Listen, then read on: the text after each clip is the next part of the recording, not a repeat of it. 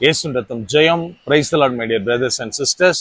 இந்த நாள்லையும் ஆவியானவர் உணர்த்தின காரியம் பழுது பார்க்கிறோமா?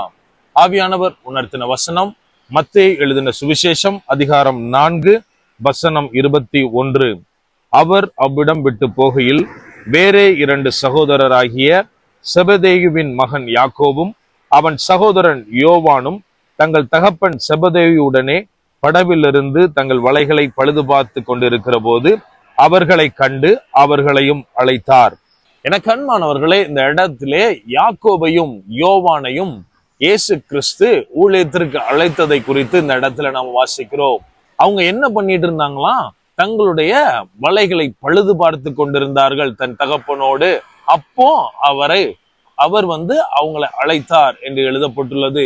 நாம் இன்றைக்கு நம்மை பழுது பார்க்கிறோமா? கொஞ்சம் யோசித்து பார்க்கணும். அதாவது நம்ம அந்த ஃபிஷர்மேன்ஸை பார்த்தீங்க அப்படின்னா, எனக்கு பின்னாடி கூட அப்படிதான் மீன் பிடிச்சிட்டு வந்துட்டாங்க. என்ன பண்ணுவாங்க அப்படின்னா, ஏதோ ஒர்க் பண்ணிட்டு வந்துட்டோம், அவ்வளவுதான் வேலை முடிஞ்சதுன்னு வலையெல்லாம் போட்டுட்டு வீட்டுக்கு போக மாட்டாங்க. மாறாக அவங்க என்ன பண்ணுவாங்கன்னா, வலைகள்ல மீனை எடுத்துட்டு ஏதாவது பழுது ஏற்பட்டு இருக்கிறதா, ஏதாவது கிழிசல் இருக்கிறதா அப்படின்னு சொல்லி அதை இம்மிடியட்டா சரி பண்ணுவாங்க. இன்கேஸ் அவங்க சரி பண்ணல அப்படின்னா என்ன ஆகும் அப்படின்னா, அந்த கிழிசல் பெருசாகி நாளடைவுல அதுல இருந்து மீன் எஸ்கேப் ஆகி, அதாவது வலைக்குள்ள மாட்டாம போயிரும். இந்த இடத்துல நம்ம அதைத்தான் வாசிக்கிறோம். அதாவது யோவானும் யாக்கோபும் என்ன பண்றாங்கன்னா, அவங்க அப்பா கூட மீன் பிடிக்க போயிருக்காங்க. போயிட்டு கடற்கரைக்கு அவங்க உட்கார்ந்து வலைகளை பழுது பார்த்து கொண்டிருந்தார்கள். இங்கிலீஷ்ல இதே வேர்சஸ they are mending their nets அப்படின்னு இருக்கு. அப்படியானால் அந்த இடத்துல அவங்க பழுது பார்த்து சரியில்லாதது சரிது பண்ணி கொண்டிருந்தார்கள்.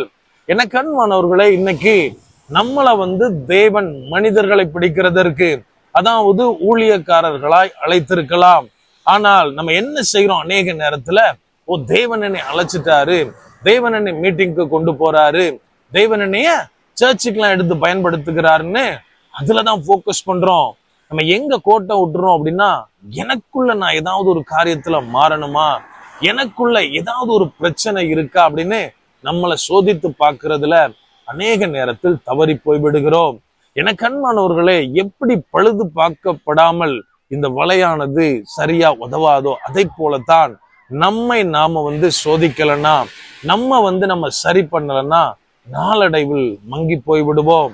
அதாவது ஆரம்பத்துல பிரகாசமா இருப்போம், ஆனால் நம்ம பலிபீடத்துல நம்மை ஒப்பு கொடுத்து எனக்குள்ள இருக்கிற பிரச்சனைகளை நாம சரி பண்ணாம இருந்தோம் அப்படின்னா நாளடைவுல ஆத்தும ஆதாயம் பண்றதுல பின்தங்குகிறவர்களா இருப்போம். ஆகவே எனக்கு அன்பானவர்களே, நாம செய்ய வேண்டிய காரியம், தேவன் என்னை பயன்படுத்துகிறார், ஓகே, நல்லதுதான், பிரைஸ் காட், அது ஒரு பக்கம் இருக்கட்டும். ஆனாலும் ஒவ்வொரு நாளும் தேவனிடத்தில் என்னை ஒப்பு கொடுக்கணும், என்னை சரி செய்யணும்.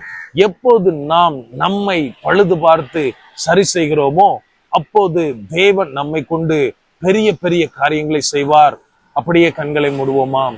அன்பான ஆண்டவரே, இந்த நேரத்திலே அப்பா உம்மை நோக்கி பார்க்கிறோம். ஆவியானவர், நீர் எங்களோட இருக்கிறீர், அதற்காக நன்றி செலுத்துகிறோம். அப்பா, நீங்க எங்களை அழைத்திருக்கீங்க தகப்பனே, அந்த மேலான கிருபைக்காய் நன்றி செலுத்துகிறோம்.